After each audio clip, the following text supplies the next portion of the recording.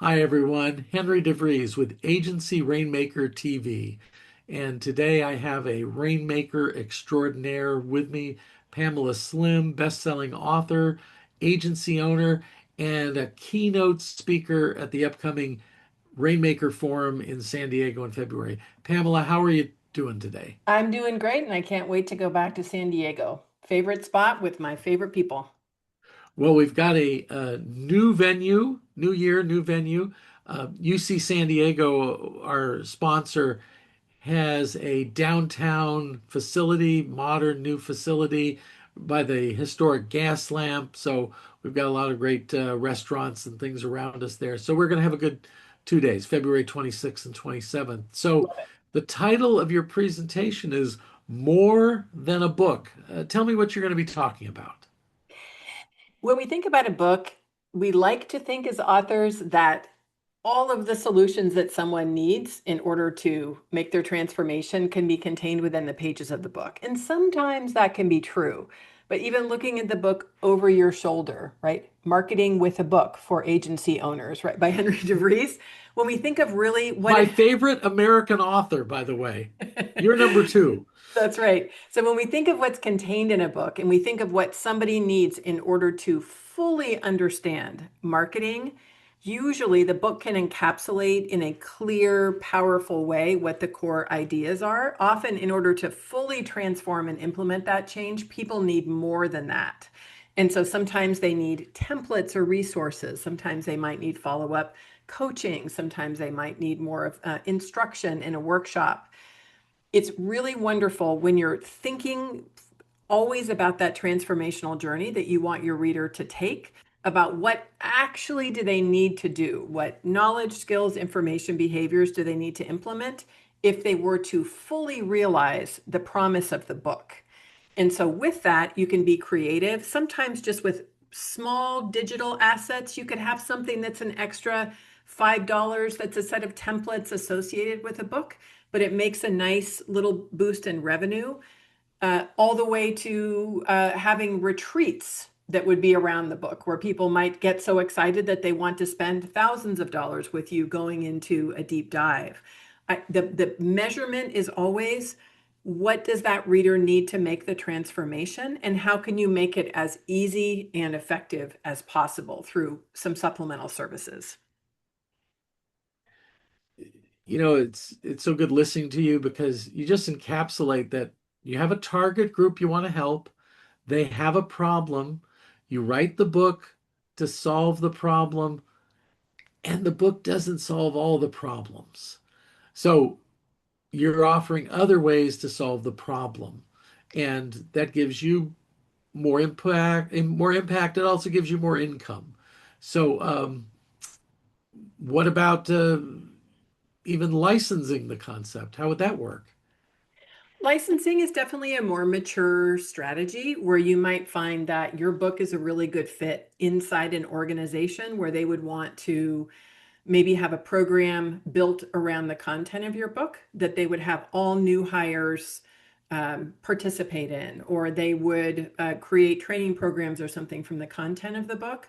So, licensing for me is always a more mature end of the spectrum where you have deeper relationships with an organization, in which case you might license the content from the book or some of the programs. On the other side, if you're selling to individuals, then you could be creating a program for practitioners who might want to use some of the concepts from the book as practitioners, where they would be trained or certified in that method. I find the best place to start is often just ways in which people can be deepening their understanding of the content. And what's so funny, and I am guilty of this, like looking at the big pile of books behind me, I have a bookshelf and I have books stacked everywhere.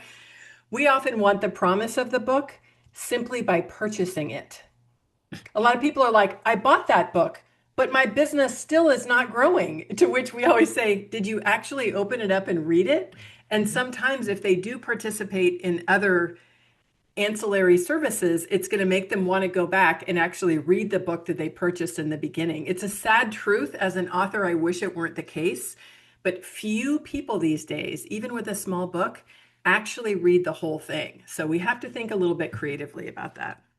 We've seen numbers that 80% of the people who buy your book will read the first chapter and skim the rest. Yeah.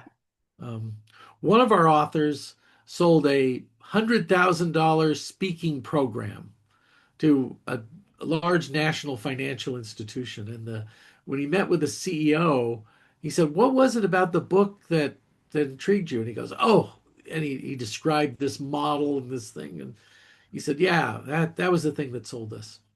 And he told me later, "That's on page two." He got to page two and So what said, do you "Hire this journalists, guy." what do Yeah, you journalists always say? Don't bury the lead. That's don't why. bury the lead. Sometimes I think of just giving all you got in the first few chapters and also having chapters written as standalone. I mean, it goes into another, lens in the way that we look at books. But because people are so busy, the things I'm seeing a lot in the agency of what end users and readers want, they want templates, they want playbooks, they want checklists. People don't want to sit through 27 hours of an online class.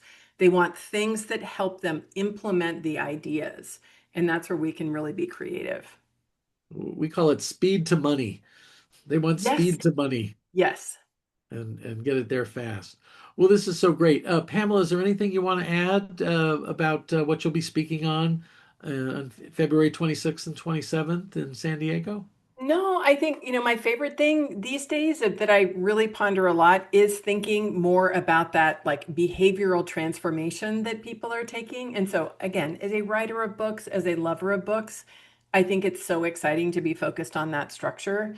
My favorite thing in working with clients is where we find that there can be some easy things that become just like, would you like a side salad with that? Or you might notice if you're somebody who buys anything online, no Yes. longer can we just hit purchase and then it ends. All of a sudden they're like, would you like this with it? Would you like that with it? And it's part of the consumer behavior that we're seeing that works. We don't want to be obnoxious about it, but I find we often miss the opportunity to be selling something that could really be beneficial to our readers right at the point of sale. Or in the case of doing a B2B sale, when you're talking about coming in and speaking and buying books for everybody, you could say, oh, wow, just for an extra fill in the dollar amount, we could actually give everybody also a digital playbook that can help them implement the ideas.